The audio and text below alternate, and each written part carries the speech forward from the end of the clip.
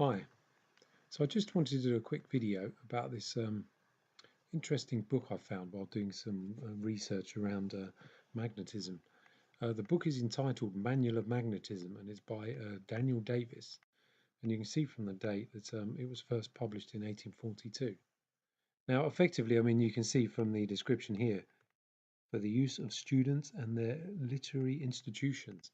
I think this was a book that was in one of the universities in America, and Google scanned it a few years back, and given it's so old, it's now uh, in the public domain. So I don't think there's any issues around copyright anymore.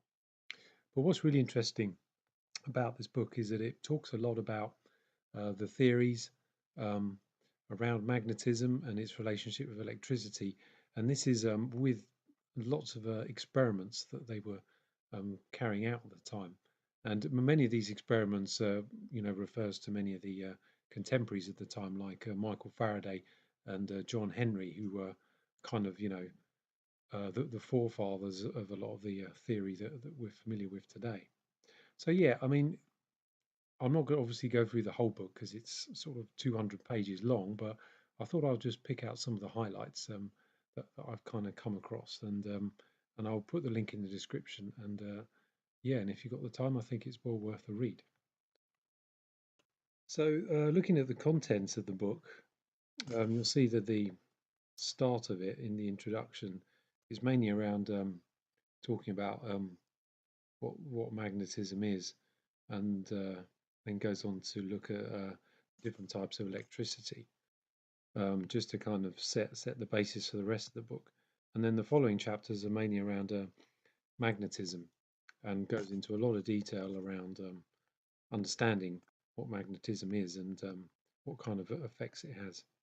And then, sort of moving on, you can see as you get into later chapters, it starts bringing in its relation to electricity and covers a lot of the experiments that kind of proves that. And then right at the very end, there's quite an interesting um, chapter that finishes on the electrotype process. So that's looking at some of the stuff they were doing back in the day with things like electroplating and kind of thing.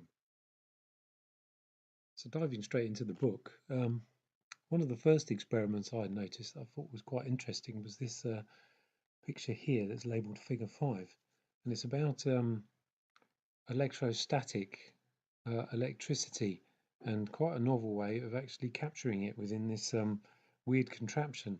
Now, from what you can work out based on the description here, the idea is that you stick this rod, um, which I think consists of these kind of pins on the end of a brass rod with this kind of ball here, and then there's this glass tube and this wooden handle.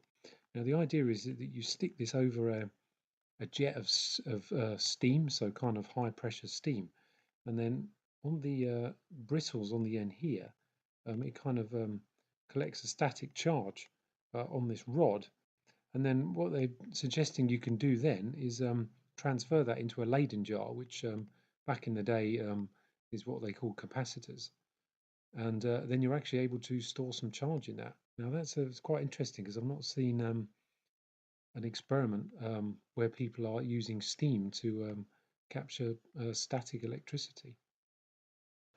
So another interesting aspect of this book is it describes about how to actually produce electricity in order to carry out a number of the experiments. Now, given it was 1842 and that was well before there was anything like a power grid, um, a lot of these scientists were having to generate their own source of electricity. And this picture here in Figure 11 um, is quite an interesting construction. And it's effectively a galvanic cell, a battery, um, consisting of, I think it's zinc and copper plates. And you can see here they're pretty much stacked up to kind of um, generate more power. And then what would happen is that this crank labeled H, you could wind down into this container here at the bottom, which would contain your electrolyte, which is normally be an acid. And then you could effectively dip these plates into that to start the galvanic reaction, and then you could then wire this up and use it as a battery. And then obviously once you're done, to sort of stop the corrosion, you could wind the plates back up. So yeah, it's a really interesting. And here on page 27, they talk a bit about thermal electricity. And you can see here in this table that they're talking about the different experiments of using different metals and the effects of kind of heating them. And they talk about this deflection of the needle, which is effectively, I'm guessing, just some kind of a early form of multimeter. And the higher the deflection, basically indicate the kind of more electricity that was generating. So yeah, it's quite interesting to see that even then they were doing all these kind of experiments, all these kind of metals, in order to see which combination basically is able to produce the most amount of power. So on page 75, there's an experiment here entitled the Magic Circle. Now, this one's particularly interesting for me because I was researching some of the work that Edward Leeds Scowlin was doing, and back in the 20s and 30s. And there was an experiment that he did that was called the Perpetual Motion Holder. And the basic principle was that you would take kind of two bits of iron. I think in his case, he had like a kind of U shape or horseshoe shaped piece of iron, and then he would have a flat bar going across, and he had essentially had a coil wrapped around it. Now, when you applied electricity to it, obviously that would induce a magnetic effect within the metal. But the curious thing that he documented was that if you take the power away, that the two bits of metal remain stuck together. Now, what's interesting here is obviously this book is 1842, so obviously this is pretty much 100 years or so before he obviously did the same experiment. But pretty much in here, you can see if you go through the experiment that they also noticed a similar effect. So if you read it here, if the flow of the current in the coil is stopped while the armatures are applied to each other, as shown in figures 50 and 55, they will still continue firmly attached, but if once separated, they will not adhere again. So yeah, I wouldn't have been surprised if this was a sort of very popular text back in the day, and I guess that Ed had probably read this and was using it in his experiments. But yeah, interesting nonetheless. So under the chapter Induction Electricity, there's an interesting experiment here, figure 95, which shows effectively two coils of copper.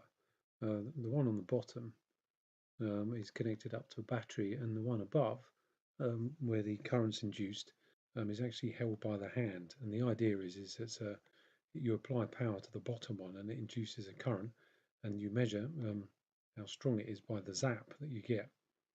Now, what's interesting about this is that this looks a lot like an early form of wireless charging. Stuff that up until only recently, in the last few years, has appeared in the phones. But effectively, this is an experiment that kind of shows you how this works. So that's it, really. A very brief overview of this book. I mean, obviously, I'd recommend reading it yourself because, stuff that I've talked about is just one of many experiments that you can look at in this book. And yeah, I think it's pretty much a must for anyone that's interested in magnetism and wants to learn more about the origins of a lot of the theory that we know about it today.